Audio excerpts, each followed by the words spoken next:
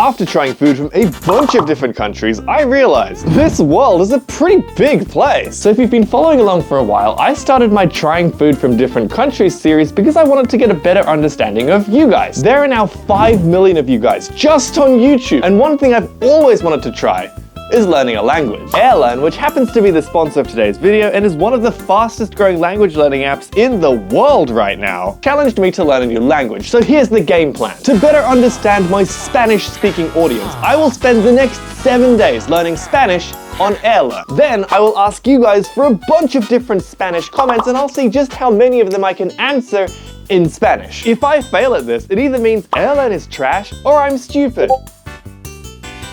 Let's go! Alright, time for some homework. Welcome to the world of Spanish, a language spoken by nearly 500 million people across the globe. That's a lot of people. Hola. Hola. The most common way to say hi or hello in Spanish is hola. Hola. Oh man, all I can think of is... everything's a JoJo reference. Hola. Hola. Pedro. Hola. Hola. It's not H, so it's hola, but it's spelled hola. Okay, this is gonna be tricky. Whenever someone greets you with hola, you can respond with hola, mucho gusto, which means Hola. hello, Mucho nice gusto. to meet you. Hola. Mucho gusto. Hola. Hola. Hello. Mucho gusto. Mucho gusto. Nice to meet you. I'm doing good. Feminine versus masculine. Okay. In Spanish, every noun is either masculine or feminine, Oh. which affects the adjectives and articles used with them. Okay. While días is a masculine noun, Yes. noches and tardes are feminine nouns. Oh. Hence, you see the difference in buenos and buenas. Buenos, These subtle nuances buenas. are inherent to Spanish language and will be covered throughout the course. Oh no, that sounds so hard. Okay. In Spanish, every noun has a gender. Okay. The masculine nouns usually end with an O, and the feminine nouns end with an E. Amigo is a masculine noun. Yeah, of course. Yeah. Okay. So it's A because it's feminine. Chico, Yes. Chico. chico. Chico. Okay. Let's go! I'm gonna admit, it's not easy, but it's actually quite fun. Alright guys, it's day 2 of learning Spanish. Now, since I don't want to bore you all with too much study content, I'll probably just time-lapse the thing and let you know if I learn something interesting. Let's go! Guys, I just learned something amazing. Check this out. No soy un dolphin.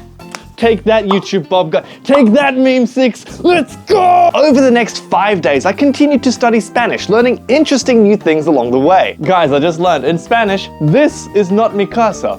This is. But before I knew it, we arrived at day 7, meaning it's Q&A time. On the left are a bunch of Spanish comments. On the right is a very confident Junpei.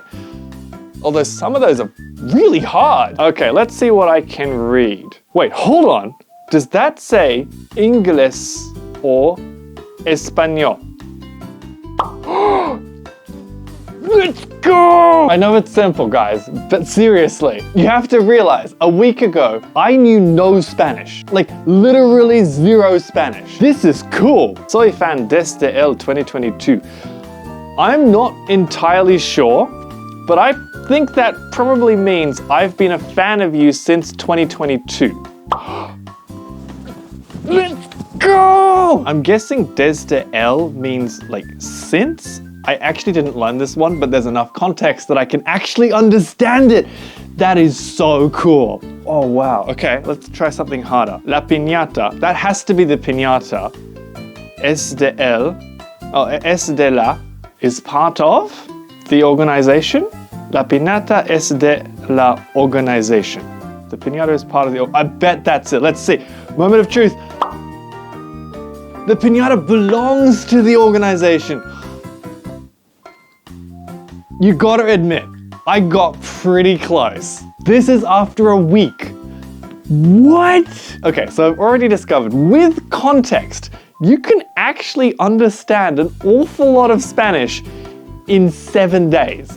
This is actually crazy. Por favor, I remember means please. So it's please, toca la hiebra. I don't know what that means. I know that ye means and, consigue un therapist.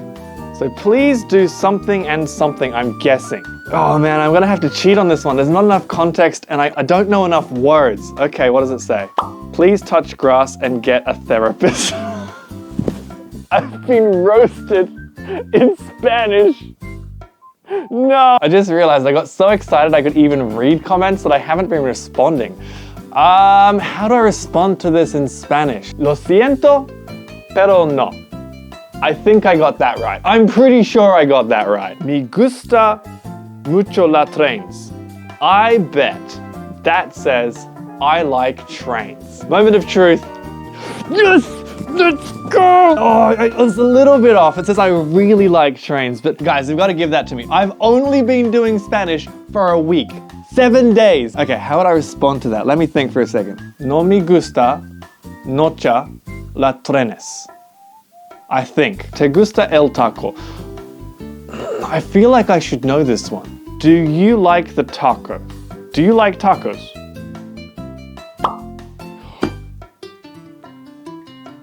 Let's go! I was expecting to fail this challenge, so Erlan's done a really good job. So I didn't know te. Do you? One thing I did notice when using Erlan was sometimes I'd want a little bit more context on words or like why things mean whatever, stuff like that. And when that happens, ChatGPT voice mode, it's brilliant. So I'd be like this. What does te mean? Te in Spanish is an indirect object pronoun and it basically means to you or for you. So when you say te gusta el taco, you're literally asking, is the taco pleasing to you? Which we translate as, do you like the taco? There you have it. If I was just using ChatGPT, I probably wouldn't know what questions to ask.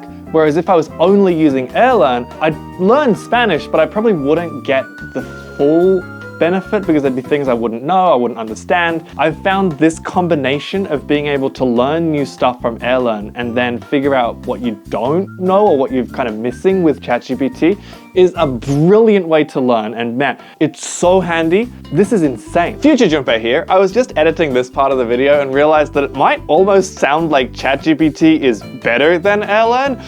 That's not true. Erlan actually has lessons and a bunch of things to keep you motivated, like leaderboards, streaks, reminders, that kind of stuff. So you'll definitely want to use something like Erlan when learning a language. ChatGPT, on the other hand, is kind of that thing you'll ask all those random questions when you're trying to actually learn a new language. So yeah, just wanted to clear that up. Hola Junpei, soy un gran fan de tus videos y creo que eres un donut. Hi Junpei, I'm a fan of your videos. And I don't know what the last part is. I think you're a donut. What? No soy un donut. I never thought no soy un would be so handy. So there you have it, guys. Would I recommend Erlan? Well, yeah, obviously. I learned way more Spanish than I ever would have expected in just 7 days. Obviously, I've still got a way to go before I can like actually talk to people and like actually start responding to comments. I know basically no spelling yet in Spanish. I just know like talking stuff. Okay, that's crazy. I just checked. There are 10,000 Spanish lessons. I've got a long way to go. You can also learn a bunch of different languages on it, like Spanish, French, German, Japanese, Korean, Hindi, Italian. There's heaps. So yeah, if you want to learn another language, check out Erlan. They did an amazing job sponsoring today's video. And if you want to see more language learning content like this, let me know. Honestly, it's not easy. I spent so much time learning Spanish, but if you guys want to see more, okay, I'll probably do it. I'll do it.